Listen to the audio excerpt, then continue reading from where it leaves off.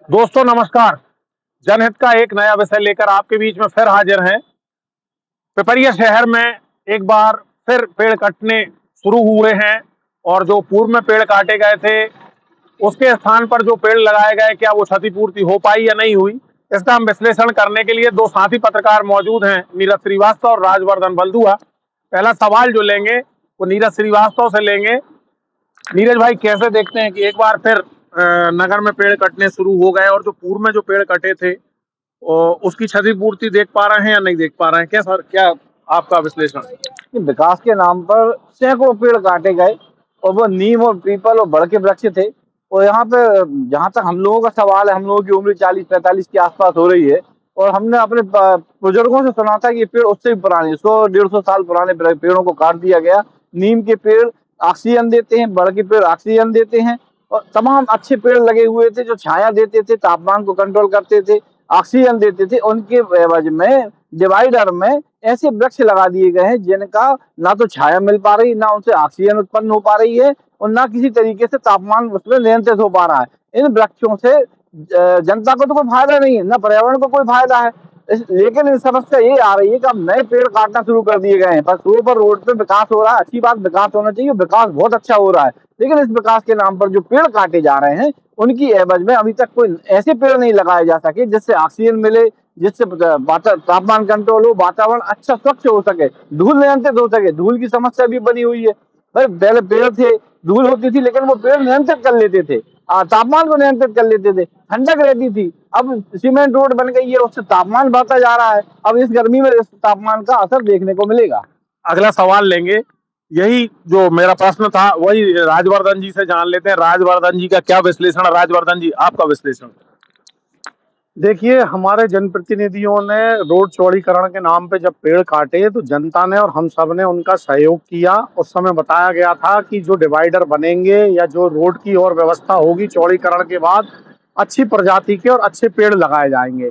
लेकिन आज 3 से 4 साल हो रहे हैं, पूरे शहर में रोडें बन रही हैं, सैकड़ों की संख्या में नीम और पीपल और बरगद के पेड़ हमारे शहर में काट दिए गए। आम जनता ने इसलिए उफ नहीं करी कि चलो ठीक है, विकास हो रहा है। लेकिन आप देखिए, उसके बाद भी इन डिवाइडरों में ठूंठों को रोप दिया गया है। कौन सी प्रजाति के पेड़ लगाए गए हैं वो अभी तक पूरे तरीके से हरे नहीं हुए हैं, पूरी तरीके से बड़े नहीं हुए हैं। नीम और पीपल और बरगद को तो पेड़ लगाना भूल ही गए हैं, जबकि सरकार का नियम कहता है अगर आप एक पेड़ काट रहे हो तो उसके एवज में आपको 10 पेड़ लगाना अनिवार्य है। लेकिन 10 पेड़ तो छोड़िए, यहाँ पर 2 पेड़ भी नीम और पीपल के नहीं लगाए गए हैं। अब पुनः रोड को चौड़ीकरण के नाम से शोभापुर रोड पर हथवास गड्ढे से पेड़ को काटना शुरू कर दिया गया है, लेकिन कोई नहीं बता रहा है कि पुनः इन पेड़ों को कहाँ लगाया जाएगा। आम जनता विकास की विरोधी नहीं है, हम विकास के विरोधी नहीं है, लेकिन आपने शोभापुर रोड, पचमढ़ी रोड और सांडिया रोड पे जो पेड़ काटे थे, पहले उन पेड़ों की क्षतिपूर्ति के रूप में पेड़ों को लगाया जाना चाहिए था, जब जाकर इस शहर में नए पेड़ काटे जाने थे। ऐसा हम लोगों का मानना है, लेकिन ऐसा नहीं हो सका। नहीं, क्या लगता है राजवर्धन जी, क्या टेम्परेचर में, क्योंकि गर्मी कितने दस्तक दे दी है, तो टेम्परेचर में बढ़ोतरी तो अब निश्चित रूप से होगी? बिल्कुल बिल्कुल, गर्मी आ गई है, टेम्परेचर में बढ़ोतरी होगी। पहले छायादार पेड़ थे, यहाँ सांडिया रोड से लेकर के अगर आप चौराहे तक चले जाएं तो छांव छांव दो ही तरफ आदमी चला जाता था, लेकिन अब ऐसा नहीं हो रहा है। अब बीच में ठूंठ लगा दिए गए हैं। टेम्परेचर जरूर से जरूर इसमें बढ़ेगा, लोगों को समस्याएं होंगी, लेकिन जनप्रतिनिधि इस बात को समझ नहीं रहे हैं। उनको तो सिर्फ सड़कें चौड़ी करना है, उनको पेड़ काटना है। पेड़ के बदले में पेड़ लगाने की नियति मुझे किसी भी जनप्रतिनिधि की यहाँ पे समझ नहीं आ रही। अगला सवाल लेते हैं। नीरज भाई, क्या लगता है कि जो टेम्परेचर में जो बढ़ोतरी होगी, आप घर का जो तापमान है एसी लगाकर कंट्रोल कर सकते हैं, लेकिन सोचिए कि सब जगह एसी लग जाएंगे तो एसी की जो गर्मी है उसे कंट्रोल कौन करेगा? मतलब वायुमंडल जो है वो एक तपती भट्टी बनेगा। ये ओजोन गैसें बढ़ेंगी वातावरण में, तो हमारे क्षेत्र में भी गैसें, जब ज्यादा एसी लगेंगे तो गैसों का प्रभाव बढ़ेगा, सीएनजी गैसें बढ़ेंगी, तो उनसे नुकसान होगा, वातावरण को नुकसान होगा, मानवीय स्वास्थ्य पर विपरीत प्रभाव पड़ेगा।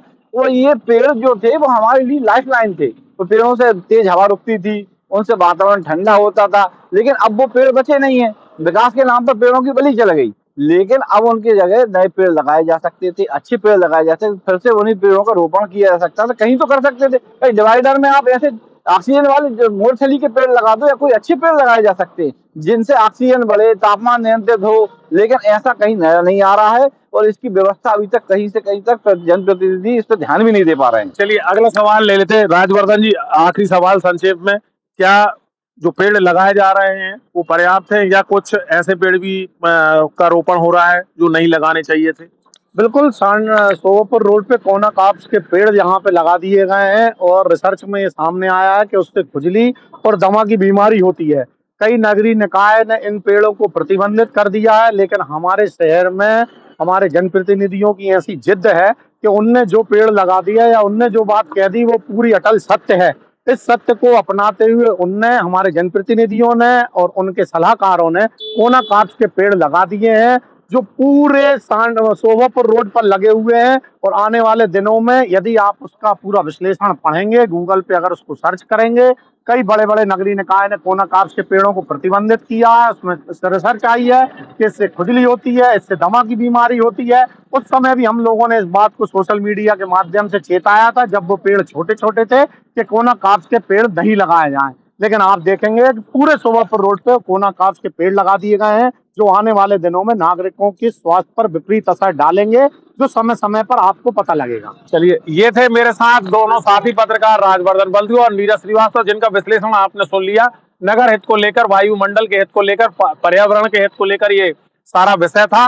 जल्द किसी नए विषय को लेकर आपके बीच हाजिर होंगे, तब तक के लिए हमें दीजिए इजाजत। तब तक के लिए नमस्कार।